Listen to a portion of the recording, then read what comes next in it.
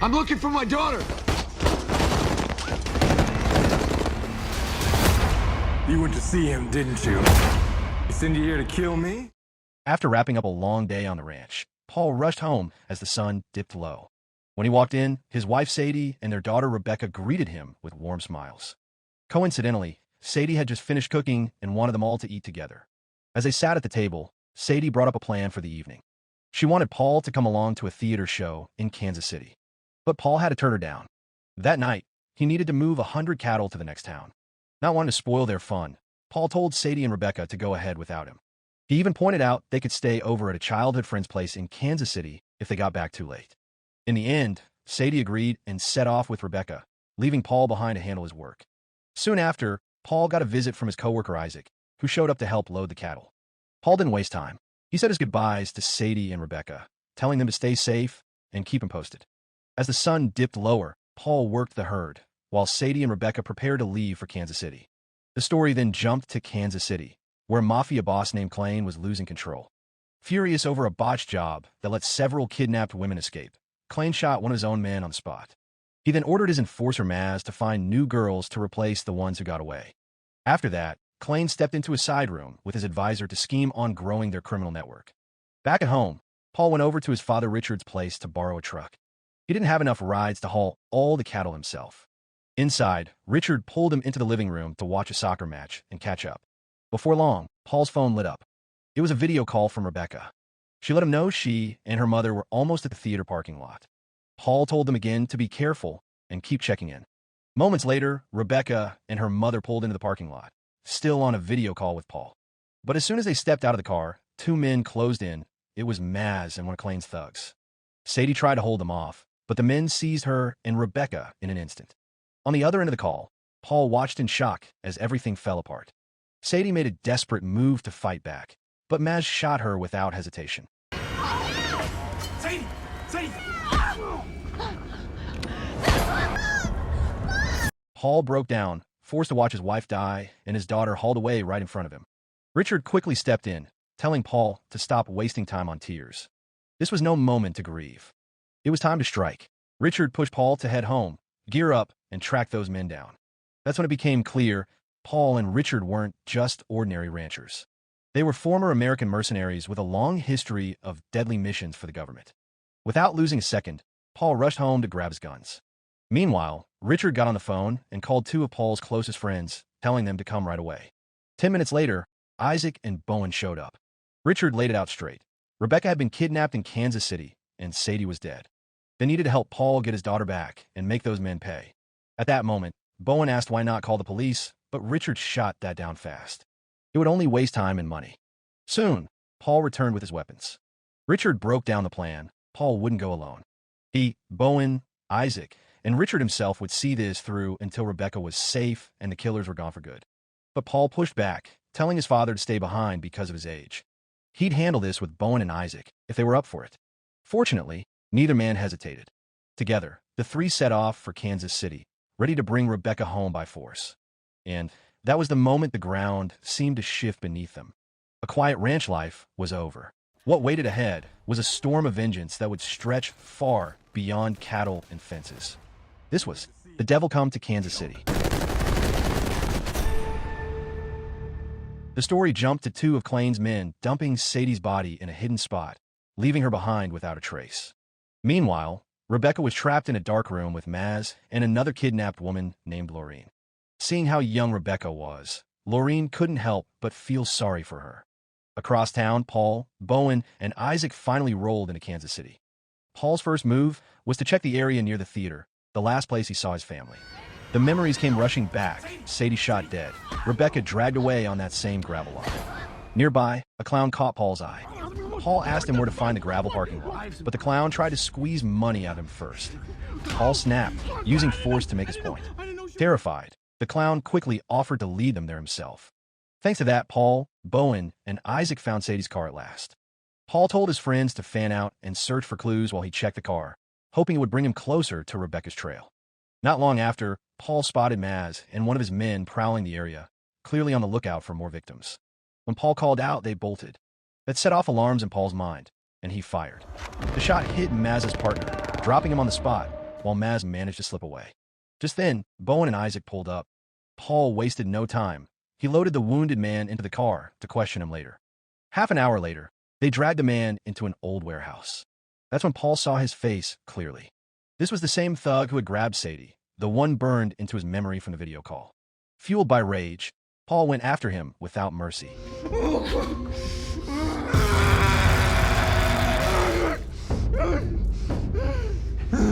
Is my daughter alive? Bowen and Isaac tried to hold him back, but Paul was beyond reason, beating the man over and over as payback for what happened to Sadie. After letting out all his fury, Paul finally forced the man to talk.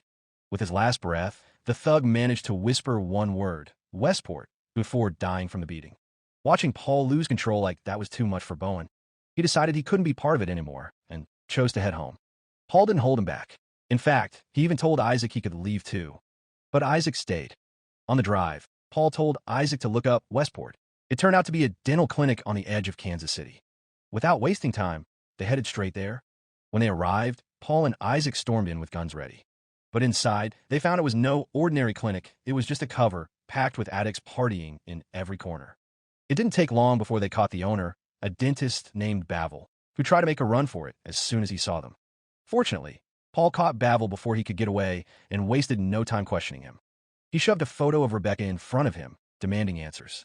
Under pressure, Bavel admitted Rebecca was being held at Clayne's print factory, a place that only looked like a normal business. Inside, it was a hub for human trafficking and smuggling. Paul pushed harder, wanting to know why Bavel was so involved. That's when Bavel confessed he owned a 20% cut of all Clayne's dirty operations. With that, Paul forced him to lead them straight to the factory. But as soon as they stepped out of the clinic, Clayne's men were waiting. In a tense standoff, Paul grabbed Bavel and threatened to kill him unless Clayne backed off. However, Clayne just laughed, saying Bavel's death would actually save him money. Without a second thought, he ordered Maz to wipe them all out, including Bavel. A fierce gunfight broke out. Paul was outnumbered, took a bullet, and blacked out. Isaac and Bavel were killed right there on the street. After the dust settled, Clayne told Maz to haul Paul back to their base and finish him off. At the hideout, two of Clayne's men dragged Paul from the car. But before they could get inside, a street musician suddenly attacked, smashing them with his guitar and cutting them down. He then grabbed Paul and vanished into the night. When Paul woke up, he was inside a small house, his wounds roughly patched up. Stepping out to see who had saved him, Paul froze in shock. Standing there was Randall, his old childhood friend, the very same one he once told Sadie about. Paul quickly thanked Randall for saving his life. At that moment, Randall told him straight he was still carrying bullets inside and needed real medical care.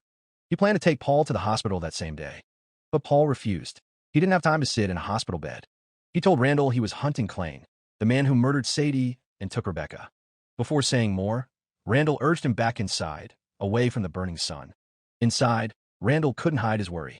He warned Paul that charging ahead in his shape would be pointless. Then he shared something else. Randall had a friend, a shaman who also led a local sect, famous for healing any wound with a single touch. If Paul wanted any real chance at getting back on his feet fast, this was it. Though Paul didn't fully buy it, he agreed. With no time to lose, they headed out together to find the shaman. Before long, Paul and Randall reached the place run by the shaman, a man named Kirk. Unlike most shamans who hid away in strange, lonely spots, Kirk operated out of a bar and even dressed with some style. Randall wasted no time introducing Paul and explaining why they were there. Hearing that Paul needed to heal from gunshot wounds, Kirk said it could be done, but it wouldn't come free. In exchange, Paul would have to join the sect Kirk led. With no other choice, Paul agreed, demanding the healing right then. With just a touch, Kirk erased every wound. Even Paul's bloody clothes turned spotless. Shocked by what he saw, Paul couldn't believe someone this powerful was living in America. He promised he'd join Kirk's sect, but only after he rescued Rebecca and destroyed Clayne's crew. Kirk was fine with that, as long as Paul kept his word. With that settled, Paul and Randall left, ready to bring down Clayne's entire operation that same day. Outside, Randall made it clear he was in. He had his own reasons. He hated Clayne too, a man who had caused trouble in Kansas City for years.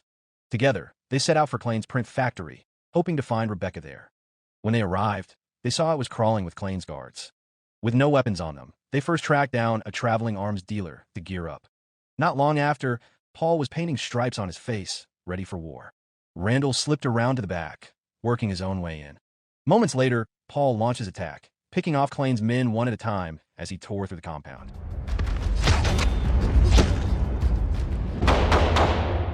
Elsewhere, Rebecca was burning up with a deadly fever. Lorene tried to help, calling for a guard to bring medicine. But instead of medicine, the guard handed over drugs that killed Rebecca almost at once. Furious, Lorene snapped. She attacked the guard, killed him, grabbed his weapon, and made a run for it. Outside, she gunned down several more guards before stealing a car and speeding off.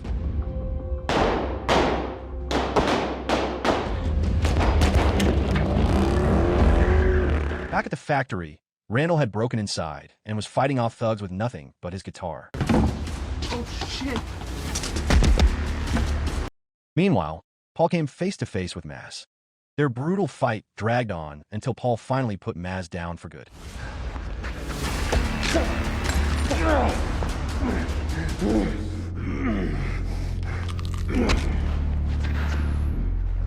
Paul then stormed into Klane's office, only to find it empty.